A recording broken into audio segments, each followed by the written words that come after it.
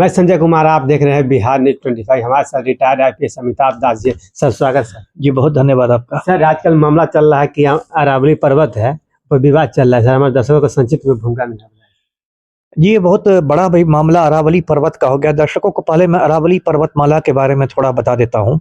ये जो अरावली पर्वत है ये दुनिया के सबसे पुराने पहाड़ों में माना जाता है। जैसे हिमालय पर्वत जो है वो कुछ लाख साल पुराना ही है, लेकिन मतलब जो अरावली पर्वत है वो करोड़ों करोड़ साल पुराना है। दुनिया के सबसे पुराने पहाड़ों में से एक है। और अरावली पर्वत हिंदुस्तान में 4 राज्यों से गुजरता है, दिल्ली, हरियाणा, राजस्थान और गुजरात।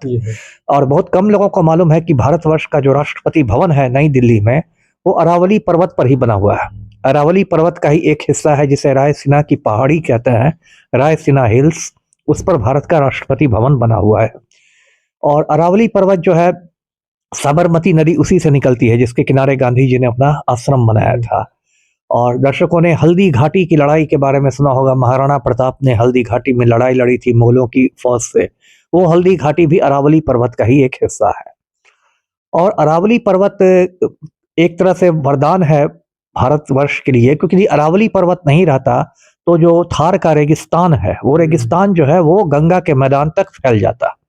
तो उस पूरे मरुस्थल का विस्तार गंगा के मैदान तक हो जाता। वो बिल्कुल यूपी बिहार तक वो रेगिस्तान पहुंच जाता है। थार पर्वत की वजह से ही वो रेगिस्तान रुका हुआ है।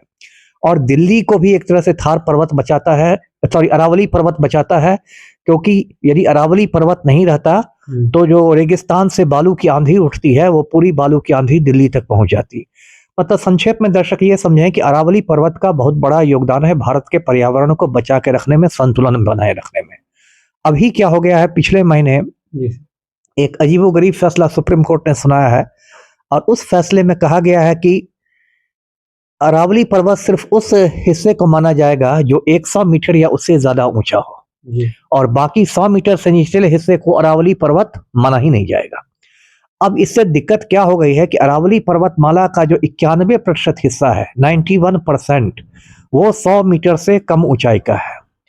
तो सुप्रीम कोर्ट के इस फैसले के बाद अरावली पर्वत का जो 91% हिस्सा है वो अब संरक्षण में रहेगा ही नहीं, उसका कोई प्रोटेक्शन नहीं रहेगा, कोई माई बाप नहीं रहेगा। तो अब क्या होगा, अब क्या होगा कि उस हिस्से पर 91% हिस्से पर अब जंगलों की अंधाधुंध कटाई होगी। और सबसे बुरी बात है कि वहां खनन शुरू हो जाएगा, क्योंकि अरावली पर्वत के नीचे खनिजों का बहुत बड़ा भंडार है, चूना पत्थर का बहुत बड़ा भंडार है, तांबा का बहुत बड़ा भंडार है।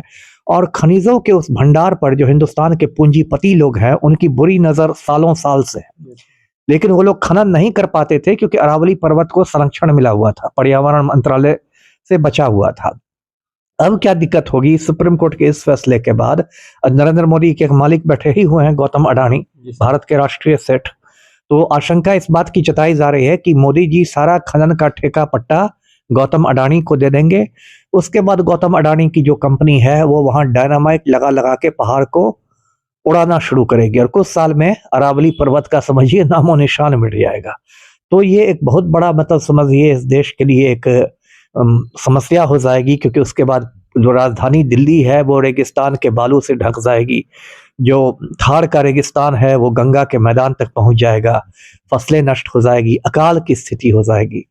तो इसलिए पूरे देश में, खास के राजस्थान से आंदोलन शुरू हो गया, पूरे देश में फैल रहा है अरावली पर्वत को बचाने का आंदोलन। तो मैं भी दर्शकों से ये अनुरोध करूंगा कि भाई अरावली पर्वत को आप पूंजीपतियों से बचाइए, क्योंकि अरावली पहाड़ यदि नष्ट हो गया तो पूरे देश में समझिए उथल पुथल मच जाएगी। जी आप सबसे रिक्वेस्ट है वीडियो को लाइक या सब्सक्राइब करना। सर का कहना है कि अरावली पर्वत को भारत सरकार ने बेचने के मुहिम चला रही है। आप सबसे रिक्वेस्ट है वीडियो को लाइक या सब्सक्राइब करना। धन्यवाद।